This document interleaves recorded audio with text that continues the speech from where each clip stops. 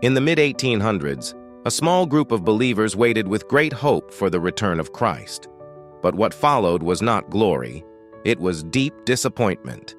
Yet through that darkness, God began revealing new light.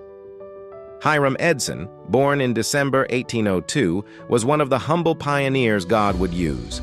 Alongside James White, Joseph Bates, J.N. Andrews, Father Pierce, Stephen Pierce, and other noble workers, he searched the scriptures as for hidden treasure after the passing of 1844. On October 22, 1844, believers gathered at Edson's farm near Port Gibson, New York, expecting to see their Savior. But Christ did not come as they had understood. The night was filled with sorrow and confusion. Early the next morning, burdened with disappointment, Edson said to a few companions, "Let us go to the barn and pray." There, behind closed doors, they pleaded earnestly that God would give them light. Assurance came to their hearts that heaven had heard their prayer.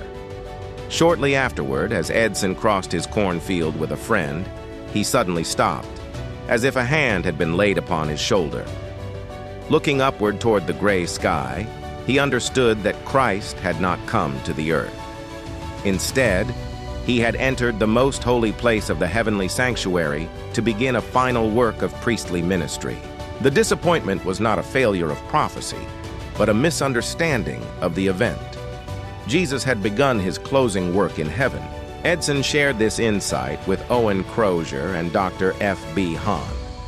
Together, they studied the scriptures deeply, and their findings were published in the Adventist papers Day Dawn and later in the Day Star. Light began to shine upon the discouraged believers. Soon they understood that Christ would not return until his priestly ministry in the heavenly sanctuary was complete. What had seemed like defeat became a doorway to greater truth. In time, Joseph Bates, known as the Apostle of the Sabbath, brought the Sabbath message to Port Gibson.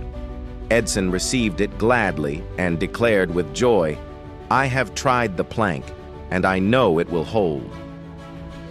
There, the believers stood firmly upon the twin pillars of faith, the sanctuary and the Sabbath. Edson's dedication did not end there. He advanced funds to purchase the first Seventh-day Adventist printing press. He hosted the Third Sabbath Conference of 1848 in his own home. Later, he sold his farm to become a preacher and evangelist, dedicating his life to spreading the message. After years of faithful labor, he rested near Roosevelt, New York, awaiting the blessed hope of the resurrection. The story of Hiram Edson reminds us that even in our deepest disappointments, God is still leading his people into greater light. The sanctuary and the Sabbath, two great foundations of faith, were established through prayer, sacrifice, and unwavering trust. And today, just as then, God continues to lead his people step by step.